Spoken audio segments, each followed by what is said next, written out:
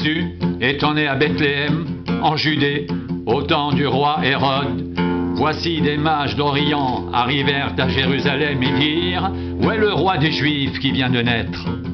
Car nous avons vu son étoile en Orient et nous sommes venus pour l'adorer. » Le roi Hérode, ayant appris cela, fut troublé, et tout Jérusalem avec lui. Il assembla tous les principaux sacrificateurs et les scribes du peuple, et il s'informa auprès d'eux du lieu où le Christ devait naître. Ils lui dirent à Bethléem, en Judée, car voici ce qui a été écrit par le prophète.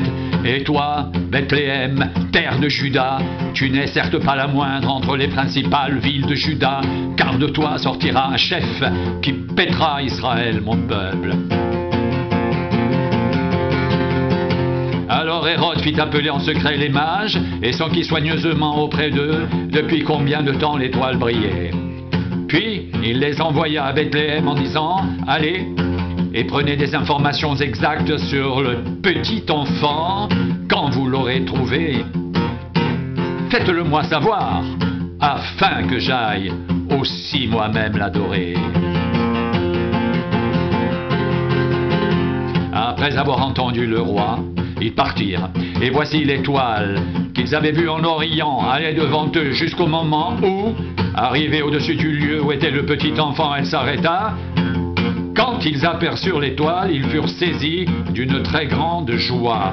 Ils entrèrent dans la maison, virent le petit enfant avec Marie sa mère, se prosternèrent et l'adorèrent. Ils ouvrirent ensuite leur trésor et lui offrirent en présent de l'or, de l'encens et de la myrrhe. Puis, divinement avertis en songe de ne pas retourner vers Hérode, ils regagnèrent leur pays par un autre chemin.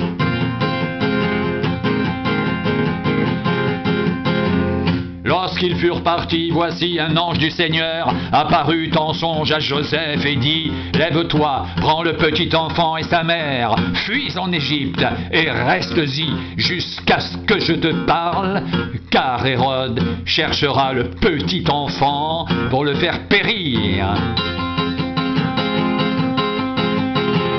Joseph se leva, prit de nuit le petit enfant et sa mère, et se retira en Égypte. Il y resta jusqu'à la mort d'Hérode, afin que s'accomplisse ce que le Seigneur avait annoncé par le prophète. « J'ai appelé mon fils hors d'Égypte. » Alors Hérode, voyant qu'il avait été joué par les mages, se mit dans une grande colère, et il envoya tuer tous les enfants de 2 ans et au-dessous, qui étaient à Bethléem et dans tout son territoire, selon la date dont il s'était soigneusement enquis auprès des mages. Alors s'accomplit ce qui avait été annoncé par Jérémie le prophète. On a entendu des cris à Rama, des pleurs et de grandes lamentations. Rachel pleure ses enfants et n'a pas voulu être consolée parce qu'ils ne sont plus.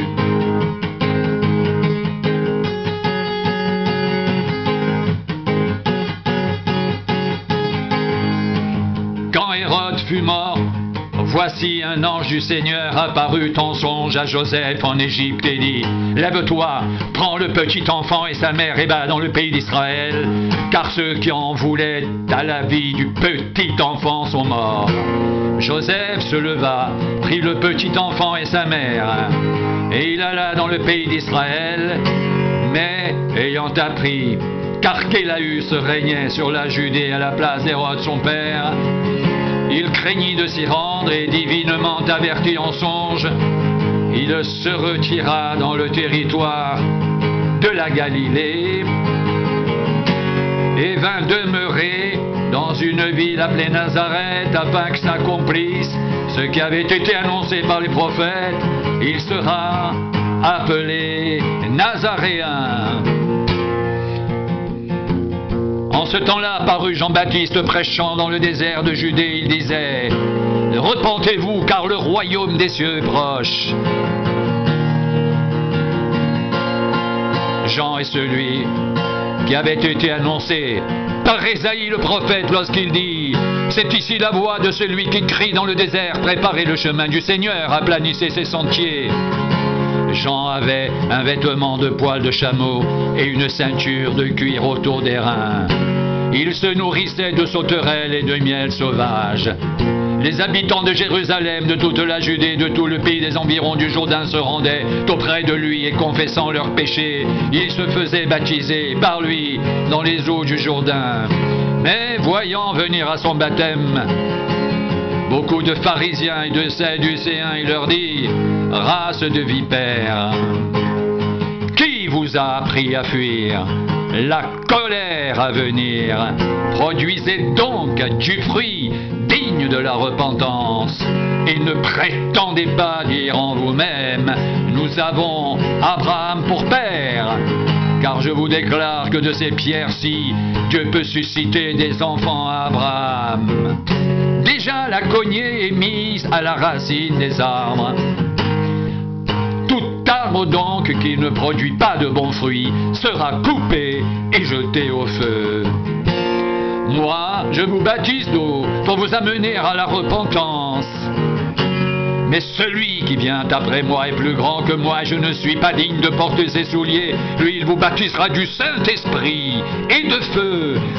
Il a son vent à la main, il nettoiera son air, il amassera son blé dans le grenier, mais il brûlera la paille dans un feu qui ne s'éteint point.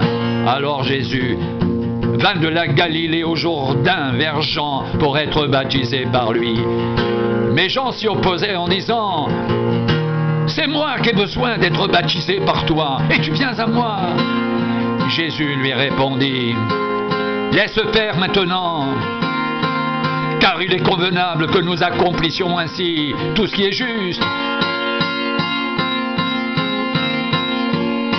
Et Jean ne lui résista plus. Dès que Jésus était baptisé, il sortit de l'eau, et voici, les cieux s'ouvrirent, et il vit l'Esprit de Dieu descendre comme une colombe et venir sur lui. Et voici, une voix fit entendre des cieux ces paroles: celui-ci est mon Fils bien-aimé, en qui j'ai mis toute mon affection. Alors Jésus fut emmené par l'Esprit dans le désert pour être tenté par le diable. Après avoir jeûné 40 jours et 40 nuits, il eut faim. Le tentateur s'étant approché lui dit: si tu es fils de Dieu, ordonne que ces pierres deviennent des pains. Jésus répondit: il est écrit, l'homme ne vivra pas de pain seulement, mais de toute parole qui sort de la bouche de Dieu. Le diable le transporta dans la ville sainte, le plaça sur le haut du temple et lui dit: si tu es fils de Dieu, jette-toi en bas, car il est écrit, il donnera des ordres à ses anges à ton sujet, et ils te porteront sur les mains, de peur que ton pied ne heurte contre une pierre. Jésus lui dit: il est aussi écrit, tu ne tenteras point le Seigneur ton Dieu.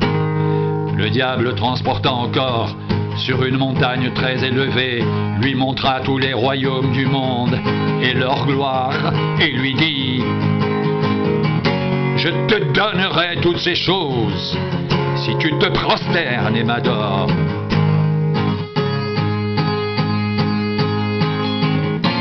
Jésus lui dit: retire-toi, Satan, car il est écrit, tu adoreras le Seigneur ton Dieu, et tu le serviras, lui seul. Alors, le diable le laissa.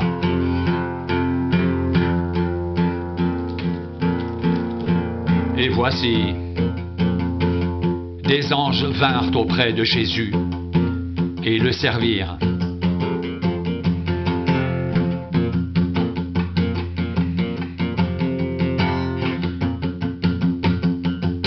Jésus, ayant appris que Jean avait été livré, se retira dans la Galilée. Il quitta Nazareth et vint demeurer à Capernaum, situé près de la mer, dans le territoire de Zabulon et de Nephtali, afin que s'accomplisse ce qui avait été annoncé par Ésaïe le prophète. Le peuple de Zabulon et de Nephtali,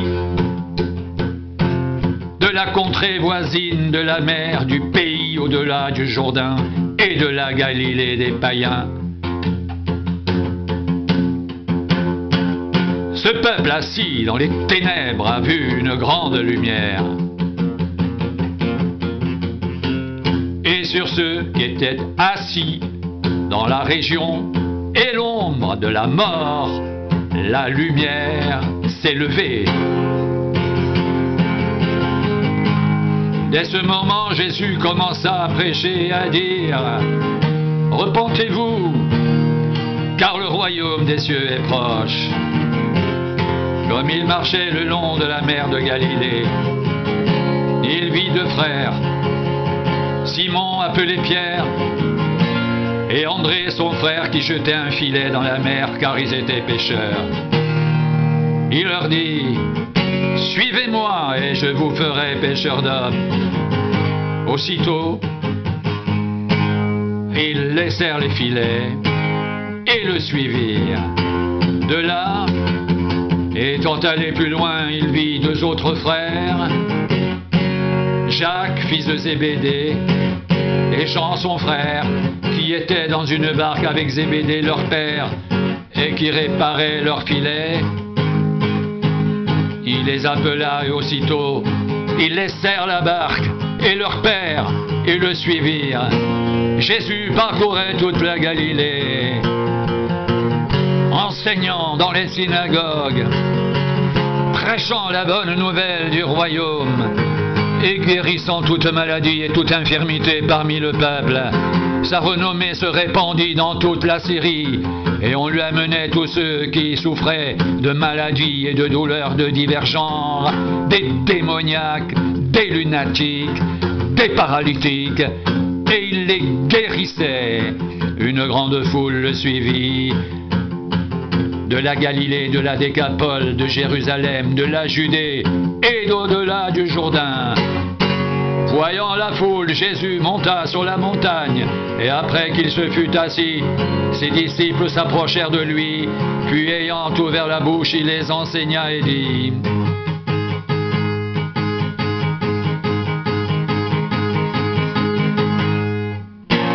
Heureux les pauvres en esprit, car le royaume des cieux est à eux. Heureux les affligés, car ils seront consolés. Heureux les débonnaires, car ils hériteront la terre. Heureux ceux qui ont faim et soif de la justice, car ils seront rassasiés. Heureux les miséricordieux, car ils obtiendront miséricorde. Heureux ceux qui ont le cœur pur, car ils verront Dieu.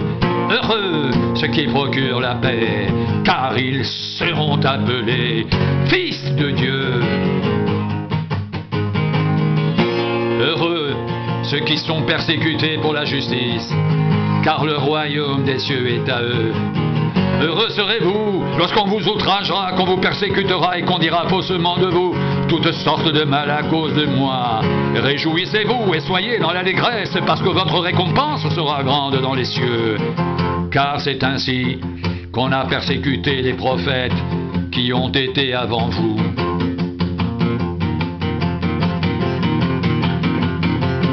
Vous êtes le sel de la terre, mais si le cerf perd sa saveur, avec quoi la lui rendra-t-on?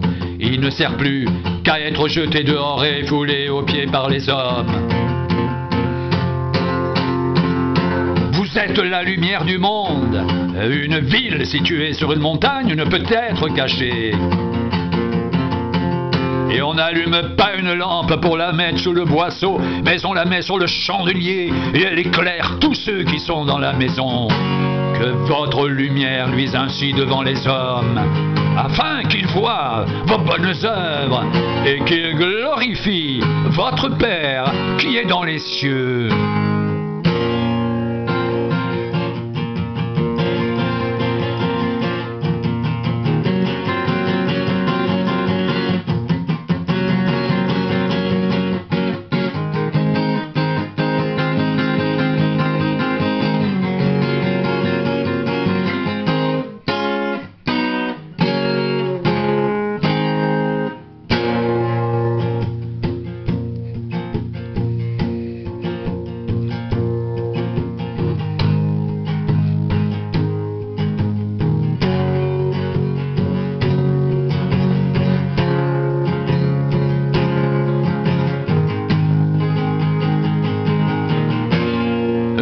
les pauvres en esprit, car le royaume des cieux est à eux. Heureux les affligés, car ils seront consolés. Heureux les débonnaires, car ils hériteront la terre. Heureux ceux qui ont faim et soif de la justice, car ils seront rassasiés. Heureux les miséricordieux, car ils obtiendront miséricorde. Heureux ceux qui ont le cœur pur, car ils verront Dieu. Heureux ceux qui procurent la paix, car ils seront appelés fils de Dieu. Heureux ceux qui sont persécutés pour la justice, car le royaume des cieux est à eux. Heureux serez-vous lorsqu'on vous outragera, qu'on vous persécutera et qu'on dira faussement de vous toutes sortes de mal à cause de moi. Réjouissez-vous, soyez dans l'allégresse, parce que votre récompense sera grande dans les cieux. Car c'est ainsi qu'on a persécuté les prophètes qui ont été avant vous.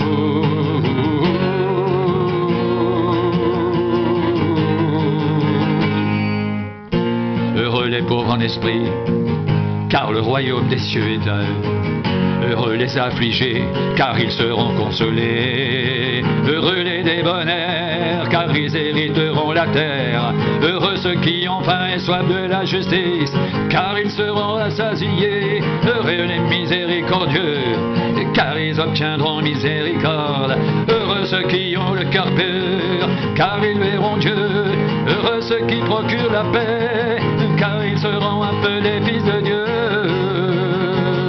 Heureux ceux qui sont persécutés pour la justice, car le royaume des cieux est à eux.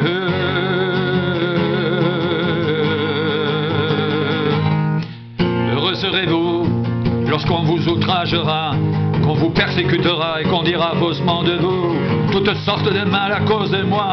Réjouissez-vous et soyez dans l'allégresse, parce que votre récompense sera grande dans les cieux. Car c'est ainsi qu'on a persécuté les prophètes qui ont été avant vous.